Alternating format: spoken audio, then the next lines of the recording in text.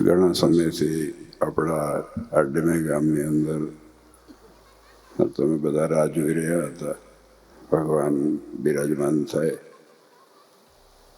સરસ પ્રસંગ. આ ગામના અને આજુબાજુના દરેક હરિભક્તો અહીંયા ઉપસ્થિત છે. આનંદ થાય, ગર્વ થાય કે આપણા સત્સંગની જે પરંપરા પ્રણાલિકા છે અને એથી વિશેષ કરીને ભગવાન બિરાજમાન થાય અને જ્યારે આવું ઐતિહાસિક મંદિર આપણને મળ્યું છે. તમે ડેમઈ ગામના હરિભક્તો છે ને, બહુ ભાગ્યશાળી છો, બહુ ભાગ્યશાળી છો. તો બીજા કોઈને મળ્યું નથી તો મહાનુભાવાનંદ સ્વામી તમને પ્રસાદીની મૂર્તિઓ આપીશ. ડેમઈ ગામના ખૂબ મોટા ભાગ્ય કહેવાય.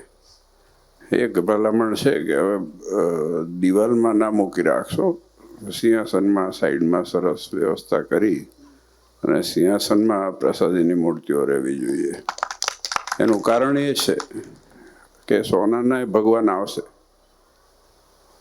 ને, સોનાના આવે, એમાં શું વાંધો છે? ભગવાન માટે કોઈ સોનાની કિંમત નથી, પિત્તળની કિંમત નથી, ચાંદીની નથી ને ઝવેરાતની નથી.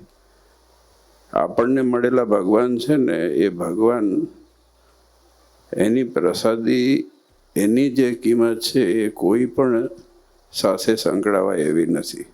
અને એ પ્રસાદીની મૂર્તિ ડેમઈના ભાગે આવી છે. અમને ગર્વ થાય કે આ ગામની અંદર મહાનુભાવાનંદ સ્વામી અને વિચાર મને તો ખાલી એટલો આવ્યો જ્યારે દર્શન કરવાનું થાય ને, અહીંયા ડેમઈમાં આવ્યો, પહેલાં આવેલા છે પણ પાછો આવ્યો. પછી મને એમ થયું કે આટલા બધા વર્ષો, 150 તો ઠીક છે, હવે જે કીધું હશે, પણ એના પહેલાં કંઈક તો પ્લાનિંગ થયું હોય. પહેલાં હરિભક્તો હોય, પછી નાનકડું એવું એ હરિમંદિર કરી અને મૂર્તિઓ આપી હોય, તો એ ડેમઈના એ સમયમાં શું સુવિધા, શું મોટા ભાગ્ય હશે ને કેવા હરિભક્તો હશે કે મહાનુભાવાનંદ સ્વામી જેવા સંત આવીને અહીંયા તમારું ધ્યાન રાખ્યું છે. આ બહુ વિચાર કરવાની વસ્તુ છે હકીકતમાં. અત્યારે તો સુવિધા છે આપણા પાસે, સુખ છે. અત્યારે તમે જો, હમણાં જ સંતોએ વાત કરીને આપણા ગામની અંદર બધા ગામના હરિભક્તોએ નક્કી કર્યું અમારે જ કરી નાખવું છે મંદિર. અને બે વખત 3 વખત ધક્કા ખાધા અમદાવાદ. મેં થઈ જશે બધું, ભગવાન બેઠા છે, જરૂર પડે તમે બેઠા છે, આનંદ દેવ બેઠા છે, અમારે શું કોઈ ચિંતા કરવાની છે. હકીકતમાં એ છે કે તમે વિચાર કરો કે આજથી 150 વર્ષ જો મંદિર ના ગણો તમે, એનાથી બીજા 10 વર્ષ એક્સ્ટ્રા ગણો. કેમ કે તરત તો નહીં આવીને તરત આપી દીધા હોય ને ભગવાન કે લો આ ઉઠાવો. કંઈક તો ભાડ્યું હશે ને. જેમ શિક્ષાપત્રી છે ને, મારે જે કીધું કે પાત્રતા હોય ને એને જ આપવી, જ્યાં તને, કેમ કે ભગવાનનું સ્વરૂપ છે. મારી વાણી એ મારું સ્વરૂપ છે, એટલે જ્યાં ત્યાં ના મૂકી દેવાય, જ્યાં ત્યાં કોઈને આપી ના દેવાય. એ સાત્વિક જીવ હોય એને જ અપાય. તો આજે પ્રસાદીની એ મૂર્તિઓ એ મહાનુભાવાનંદ સ્વામીની પ્રસાદીની નથી, સ્વામિનારાયણ ભગવાનની પ્રસાદીની છે. તો એ તમને આપી હશે તો તમારે આ ગામની અંદર એવા કેવા બળિયા હરિભક્તો હશે. એટલે આપણે ખાસ છે ને, જો એ પરંપરા જાળવીને રાખવાની છે. તમે ખાસ આ ડેમઈના બધા છોકરાઓ, તમે બધા યુવાનો છો ને, તમે બધા ખાસ આપણને ગર્વ હોવું જોઈએ, આપણને ગુમાન હોવું જોઈએ કે આપણા ગામમાં એ મહાનુભાવાનંદ સ્વામી ભગવાને શું પ્રેરણા કરી હશે, ત્યારે એવા સંત આવી અને આપણને ભગવાન આપી ગયા છે. અમે તો શું આપીએ છીએ? આજે ભગવાન જેવા ભગવાન એ મહાનુભાવાનંદ સ્વામી એ સમયમાં, આજથી 150 વર્ષ ઉપર, તમારા વડવાઓને આપી ગયા છે. તો તમારા વડવાઓનું કેટલું બધું ભગવાન પ્રત્યેની લાગણી, મમત્વ, પોતાપણું અને સિદ્ધાંતમાં વળગીને રહ્યા હશે, તારે ભગવાન મળાય છે. એમને નથી મળતા હો. એમને બીજું બધું મળી જાય, ભગવાન ના મળે. આ દુનિયામાં છે ને બધું મળે, બધું પદ મળે ને પ્રતિભા મળે ને આ મળે ને તે મળે. ભગવાન મળવું બહુ અઘરું છે. તો આ તો 2 મહિના ખૂબ મોટા પાકે છે, એટલે ખાસ એક ભલામણ કે સિંહાસન થોડુંક જરૂર પડે તો આપણે 2 ફૂટ વધારે દેવાનું, પણ એ મૂર્તિ એ સિંહાસનમાં જ રહેવી જોઈએ, કારણ કે આ મૂર્તિ કોઈ દિવસ બીજી વખત મળવાની નથી. બધું મળશે, આ નહીં મળે. હોનાના ભગવાનને મળશે ને, હોનાના સાધુ મળશે ને, હોનાના આચાર્ય મળશે. હકીકતમાં કહું છું, સમય એવો આવશે કે બધું મળશે. હમણાં એ આવ્યું જ છે ને, આમ કરો ને સામે તૈયાર થઈ જાય છે.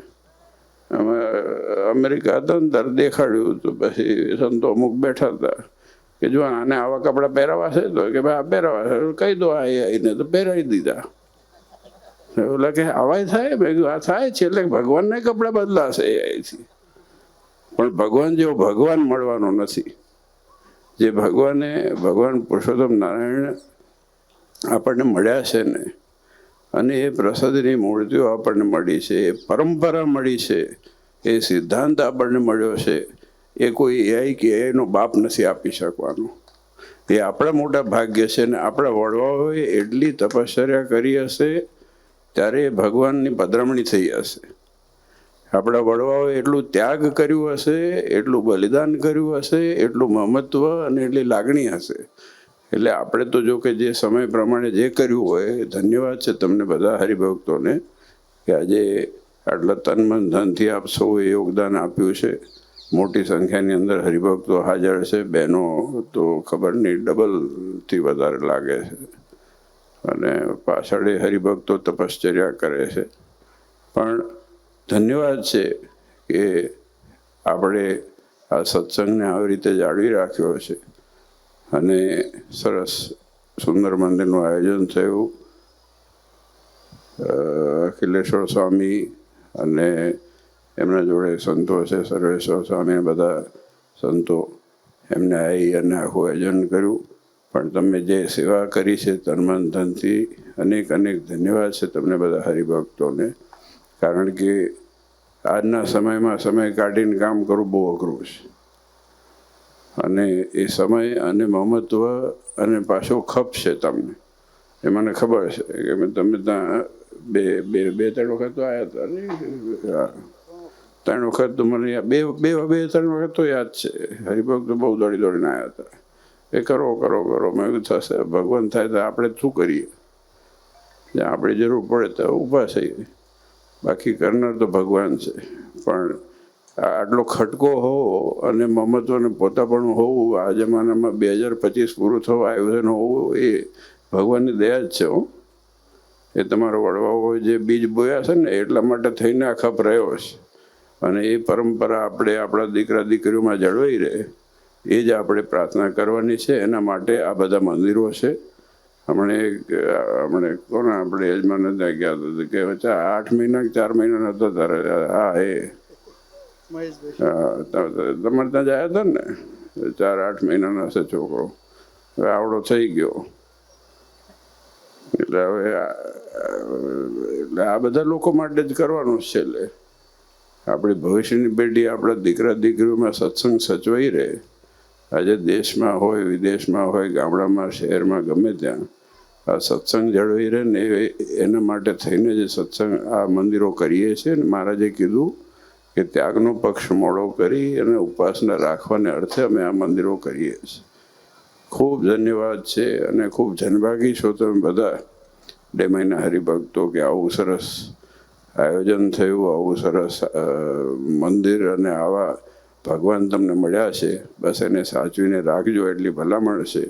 આપ સૌએ જે સેવા કરી હોય, હરિભક્તો, ભાઈઓ બહેનો, દીકરા દીકરીઓ, સંતોએ જે મહેનત કરી હોય, આપ સૌ ઉપર ભગવાન ખૂબ ખૂબ રૂડા આશીર્વાદ પાઠવે.